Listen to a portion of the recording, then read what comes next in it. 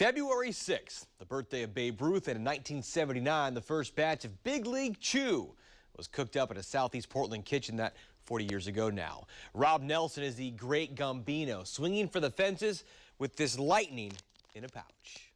You're in the big league.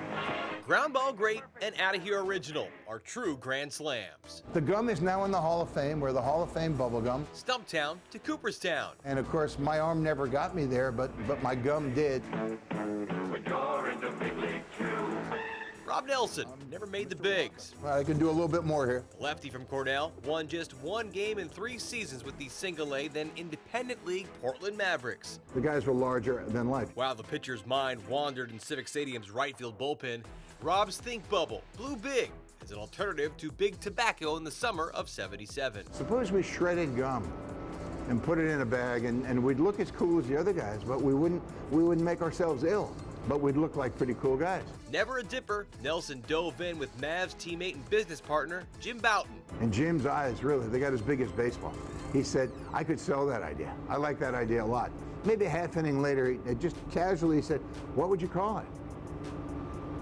And I remember specifically, I said, I don't know, Big League Chew? That rip, that dip. Still makes me smile. Takes you on a time machine trip. They said, Jim, when you opened that first pouch and you smelled it, what did it smell like? And Jim said, it smelled like money.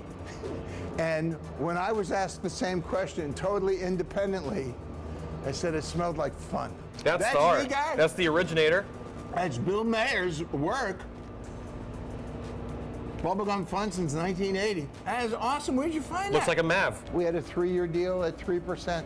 It was a pipe dream. You dream in pink for a bunch of green with the Wrigley Company. Year one, 1980, first full year, they sold $18 million worth of Big League Chew.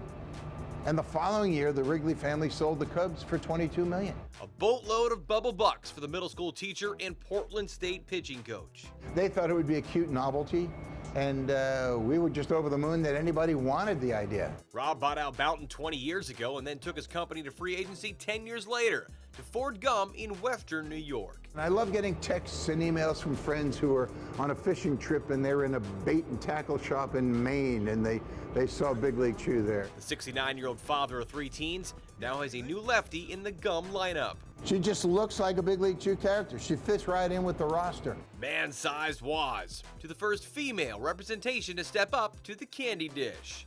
Girls playing softball would say, I love your gum. When are you going to put a softball player on the pouch? And then we got a couple of letters that were so articulate, kind of the letters to Santa Claus. Is there really a Santa Claus? Another homer for the old saint, Sultan of Shredded Confections. None of us can believe how it's turned out. Rob turned 70 this week and says he still feels like he's 25 years old pitching for the Mavs. That ragtag club portrayed so brilliantly and honestly in that Netflix documentary, The Battered Bastards of Baseball. In studio, Nick Krupke, Fox 12 Oregon.